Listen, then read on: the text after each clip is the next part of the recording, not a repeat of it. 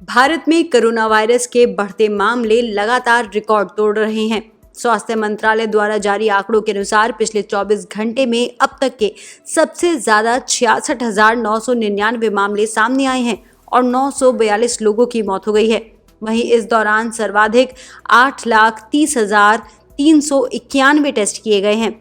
अब तक कुल 2,68,45,688 सैंपल टेस्ट किए गए हैं, जहां एक तरफ 24 घंटे में अब तक के सबसे ज्यादा 66,999 नए मामले सामने आए हैं, वहीं पिछले 24 घंटे में एक दिन में सबसे ज्यादा 56,383 लोग भी ठीक हुए हैं।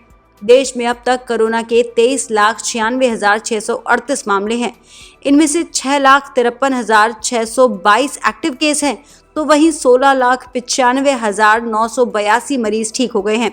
47,033 लोगों की इस वायरस से अब तक मौत हुई है। इसके साथ ही भारत चौथा ऐसा देश बन गया है जहां कोरोना वायरस से सबसे अधिक मौतें हुई हैं। बावजूद इसके केंद्र सरकार के अनुसार भारत विश्व के उन गिने चुने देशों में से एक है जहां मृत्यु दर में लगातार गिरावट आई है।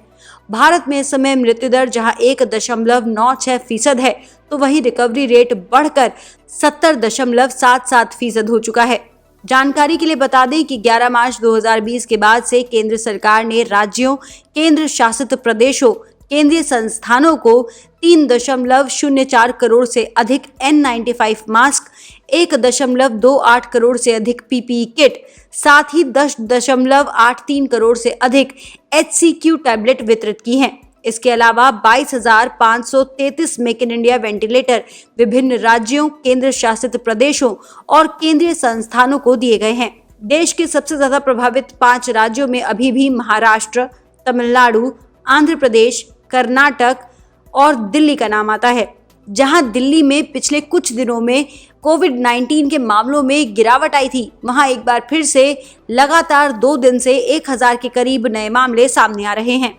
वहीं श्री राम जन्मभूमि तीर्थ क्षेत्र ट्रस्ट और श्री कृष्ण जन्मभूमि न्यास के अध्यक्ष महंत नित्य गोपाल दास कोविड-19 पॉजिटिव पाए गए हैं। उन्हें गुरुग्राम के मेदांता हॉस्पिटल शिफ्ट किया गया है। 82 वर्षीय महंत नित्य गोपाल दास श्री कृष्ण जन्मस्थान में आयोजित कृष्ण जन्मोत्सव में शामिल होने आए थे।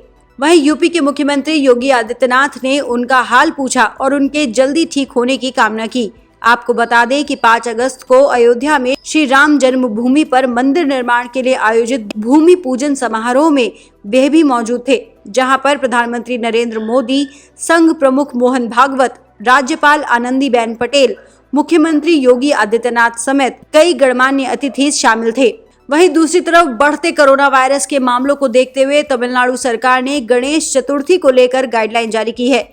इस बार गणेश चतुर्थी 22 अगस्त को मनाई जाएगी। सरकार की तरफ से लोगों को विनायक चतुर्थी घर में मनाने की सलाह दी है और सार्वजनिक स्थानों पर मूर्तियों की स्थापना तथा इसके विसर्जन के लिए रैली निकालने की इजाजत नहीं दी है। दूसरी तरफ रूस की ओर से पहले कोरोना वैक्सीन को पंजीकृत किए जाने की घोषणा के बाद विश्व स्वास्थ्य संगठन ने दोहराया है कि इस वैक्सीन के सुरक्षित होने की जांच सख्ती से की जानी चाहिए। गौरतलब है कि रूस के राष्ट्रपति व्लादिमीर पुतिन ने घोषणा की थी कि रूस ने कोविड-19 वैक्सीन खोज ली है। इस पर प्रतिक्रिया देते हुए जिनेवा में ऑनलाइन प्रेस ब्रीफिंग के दौरान WHO के प्रवक्ता तारिक जासरोविक ने कहा कि हम रूस के हेल्थ अथॉरिटीज के साथ संपर्क में हैं और वैक्सीन के संभावित प्री क्वालिफिकेशन को लेकर चर्चा चल रही है। किसी वैक्सीन के प्री क्वालिफिकेशन के लिए सख्त समीक्षा और सभी सुरक्षा व प्रभावी मानकों की जांच शामिल है।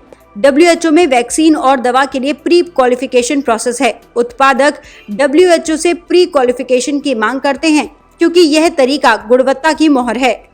वहीं दूसरी तरफ भारत में जायडस कैडिला ने कोरोना वायरस से संक्रमित मरीजों के इलाज के लिए भारत में उपलब्ध रेमडेसिविर का सबसे सस्ता ब्रांड लॉन्च किया है। रेमडेसिविर को रेमडेक नाम के ब्रांड से भारतीय बाजार में पेश किया गया है। रेमडेक की 100 मिलीग्राम की शीशी की कीमत 2,800 रुपए रखी गई है।